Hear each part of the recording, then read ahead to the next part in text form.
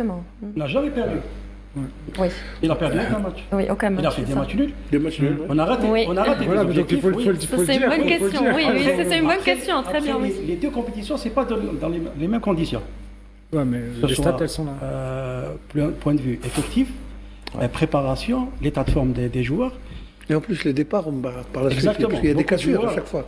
qui Il y a des nouveaux qui sont joueurs qui partis. arrivent, qui partent, c'est ça qui est un peu complexe. Boulbina et autres. Justement, Donc, pour rebondir sur ça, c'est un c'est petit que- peu Justement. perturbé la préparation de l'équipe. Après, parler de bilan, moi je dirais que Majid a toujours. C'est pas parce qu'il est là devant moi. Ici, un peu. Non. C'est pas depuis Tu longtemps. connais Majid. Ouais, bien sûr. Bien sûr.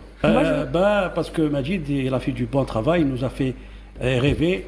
Il a gagné une coupe arabe méritée avec de très bons joueurs. Les Blaili, les Mboulhi, les Belamiri, les consorts. Après, toute cette amalgame de joueurs, il ne les a pas trouvés dans la deuxième compétition.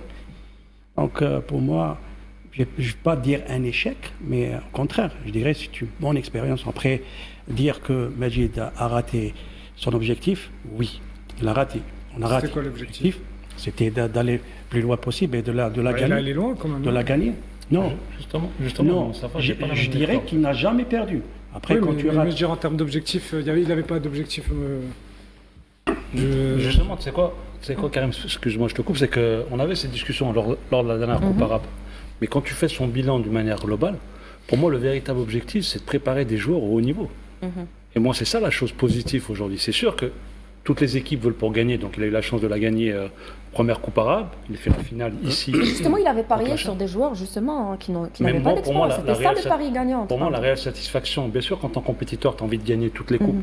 Mais la réelle satisfaction aujourd'hui, c'est qu'il y a des joueurs qui ont commencé avec Majid Oui, et qu'aujourd'hui sont en équipe nationale. exactement. On Il y va a y le revenir Amoura, justement. oui. Mohamed, qui a commencé au Libéria avec Majid, je crois que c'était à Oran. Boulbina. C'est ça. Il y a Aujourd'hui, il fait Belaïd le avant, meilleur pendant en fait, c'est ça. le Chan aussi. Donc, Belaïd, donc pour moi, c'est ça le véritable point positif. Et c'est ça qu'il faut, j'ai envie de dire, mettre en valeur. Parce que gagner des compétitions, c'est comme quand on parlait de la dernière Coupe d'Afrique. Il y a combien d'équipes? 32. C'est-à-dire que les 31 équipes qui n'ont pas gagné. Bienvenue dans la deuxième partie de votre émission Vers le Mondial. Et croyez-moi, le temps passe vite ici sur ce plateau. On parlait de Abada, véritable révélation de la Coupe arabe 2025. Et très en forme en ce moment avec l'USMA d'Alger. C'est très dommage qu'il ne participera pas à la finale de la Coupe de la CAF, n'est-ce pas, Mustapha? Malgré tout ça, on souhaite que le bonheur à notre représentant l'USMA. Mais bon, pour revenir à Abada, je pense qu'il n'y a pas mieux que Majid parler à Abada parce que lui, c'était un axial. Et il connaît bien les spécificités de ce poste, on connaît bien les qualités de ce poste. En plus, Abada, c'est un joueur très vif, accrocheur, qui a du caractère et il peut facilement bousculer la hiérarchie, là où il a de très bons joueurs, expérimentés même. Je pense que Abada a raté beaucoup de temps avec lui, parce que ne pas être titulaire déjà en Coupe d'Afrique et rater beaucoup de matchs, je pense que Abada mérite encore une fois une place de titulaire. Majid, on a parlé de Abada, on a parlé de Boulbina, on a parlé de Belaïd, on a parlé de beaucoup de joueurs qui ont été sélectionnés plus tard avec l'équipe A. D'autres joueurs peut-être qui méritaient une place dans l'équipe A, peut-être que vous avez entraîné? Des noms? Bah écoutez, Titraoui. Titraoui, ouais, il est en sélection, donc Oui, ça, il est en ça sélection. ça fait plaisir. Cassif aussi. Racef qui a déjà été en sélection, mais Racef c'est différent parce que quand j'étais dans le staff de Jamel à l'époque, il a fait un ou deux matchs avec nous. Il était avec nous en stage, donc il a été détecté plus tôt lui, quand il était au Portugal. Mais après, je rebondis sur Abada.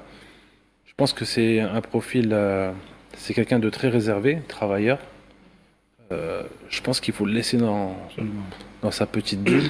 Laisser l'entraîneur, déjà il l'a sélectionné, c'est qu'il avait un peu tout ça en lui, donc c'est une fierté pour Abada. Mais voilà, le laisser grandir tranquillement, sans trop lui mettre la pression, même sur l'entraîneur, ne pas lui mettre la pression. Parce que généralement, quand on met trop de pression sur un joueur en tant qu'entraîneur, on peut faire l'inverse. Oui. Mais voilà, c'est un joueur qui a besoin d'un petit concon calme, et puis c'est quelqu'un qui grandit, on va dire, Doucement et discrètement. sûrement. Discrètement, oui, on va profiter de votre présence, Majid, pour... Moi, j'avais un entraîneur quand j'étais en formation qui disait il y en a, pendant que certains jouent, d'autres pensent le jeu. Et il fait partie de ces joueurs-là. Donc, Il a une bonne équipe de jeu. exactement, il est toujours bien placé. Par contre, il faudrait qu'il progresse, comme on l'a dit. Peut-être que Majid a raison. Championnat anglais, pour qu'il puisse en musculation, même qu'il prenne un peu plus de largeur. Et ça va devenir un vrai joueur. En tout cas, comme je le dis, je le souhaite. C'est un joueur que j'apprécie beaucoup. Et j'espère pour lui qu'il continue de progresser. C'est un joueur qui vient d'ici, qui vient du Paradou, Championnat du local. championnat. Formation du Paradou. Ça peut être une rêve. Mustafa, justement, 200 matchs, régularité. Est-ce que Boudaoui aujourd'hui confirme le statut comme cadre incontournable dans l'équipe nationale pour Oui. l'échéance Je pense. attendue? Je pense que Hichem, il a toutes les qualités pour être une pièce maîtresse dans l'échiquier de Petkovic. Si Khaled a très bien choisi, d'ailleurs, son joueur, et aussi il a choisi le bon profil, dont l'équipe nationale a toujours besoin. Parce qu'on a toujours cet inconnu un peu dans notre équipe nationale, parce que là, si on parle des milieux de terrain, qui est notre milieu? Aujourd'hui, on est capable de sortir... Karim, la dernière coupe on avait des incertitudes. La dernière Coupe d'Afrique, elle a donné quand même Maza et Boudaoui comme des éléments très importants pour l'avenir. Ils sont essentiels. hein. Et justement, en parlant de Maza, il explose en Bundesliga, Jamel. Hein. Déjà, ça s'appelle le prochain. Interdit d'en parler aujourd'hui. On va doucement. Il a été, On peut dire un mot sur ça, quand même. il a été monstrueux. Oui. Le dernier match. Ouais. Sixième passe Comme décisive on en dit Bundesliga. en arabe moyenne. Ouais. Vraiment. Oui.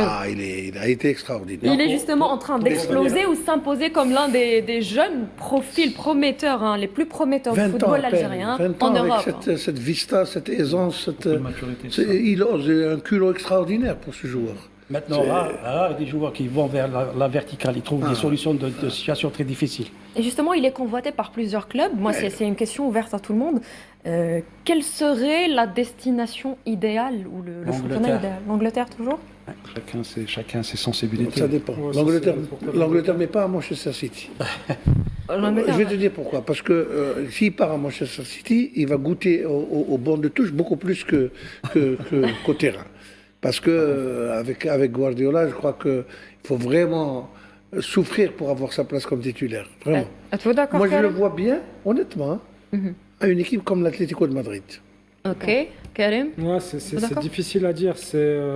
Parce qu'il est il est très intelligent, il est capable de s'adapter à tous les types de football. Et c'est la dureté parce qu'autant dans la Bundesliga, il y a beaucoup de tactique et il y a aussi beaucoup d'impact physique. Donc il peut aller autant en Espagne qu'en Angleterre. En tout cas, ce sera l'une des deux destinations. Dans ce genre de situation dans laquelle il est. Et là, on voit que le prix des transferts augmente de moins en moins.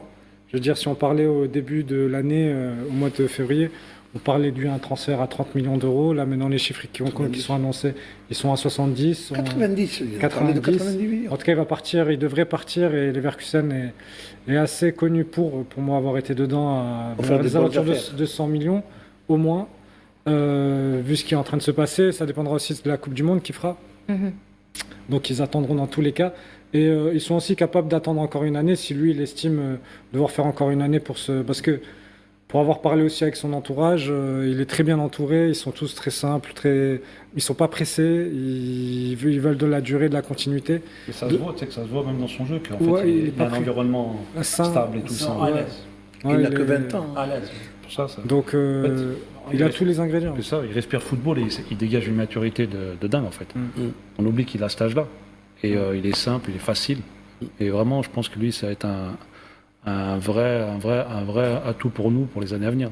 Il peut être un vrai leader du futur, de l'avenir plutôt de l'équipe nationale, Majid. Franchement, c'est un joueur que j'adore déjà dans son comportement, dans son caractère et dans son jeu. Et on a une belle génération. On a une équipe qui est assez jeune, qui peut durer dans le temps.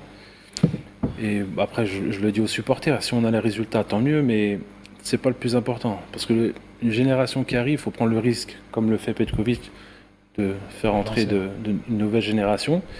Et le résultat vient rapidement, j'espère, mais c'est souvent sur du moyen terme et long terme. Et chaque génération qu'on a incrustée dans chaque période, nous, par exemple, quand on est venu en 2004, on était une nouvelle génération, Ziani, Antar, Belhaj, on était jeunes.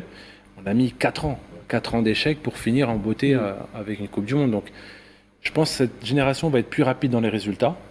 Mais en tout cas, magnifique. Très content. Mais c'est ce qu'on disait. C'est-à-dire que là, on est à un changement comme ça de génération. Il y avait la génération 2019 avec son capitaine Riyad Mahrez. C'est ça. Et là, il y a une nouvelle génération qui arrive. Et cette passation, elle met un peu de temps. C'est normal. Elle est pas encore assez fluide. Et c'est pour ça qu'il y a des interrogations par moment, où même le coach, il teste pas.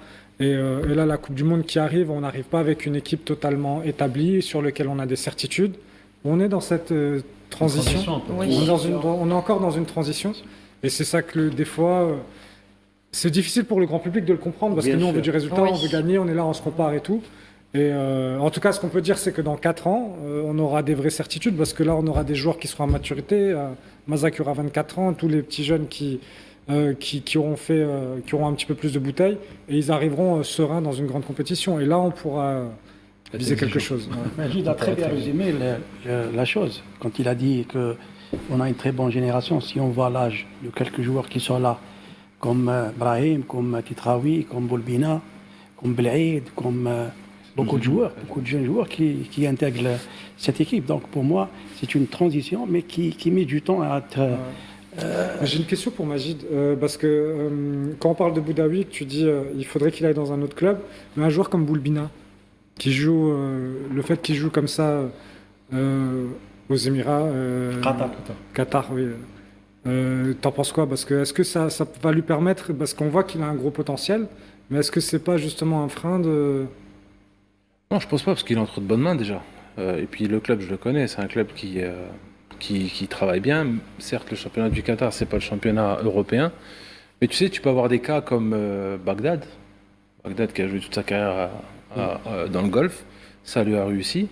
Après, pour l'instant, Boulbina, en jouant au Qatar, il a fait des bonnes performances en Coupe arabe, il a fait des bonnes performances aussi à la Coupe d'Afrique. Donc après, voilà.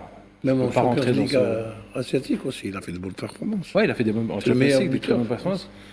Pour l'instant, ça lui convient et ça n'empêche pas de régresser. Au contraire, je trouve qu'il progresse, parce que je le suis et je vois qu'il a progressé aussi en maturité, tactiquement. Il fait beaucoup plus ses efforts, il est beaucoup plus discipliné. Il ose beaucoup. Vous savez, c'est un style de joueur qui peut marquer 2 buts par match.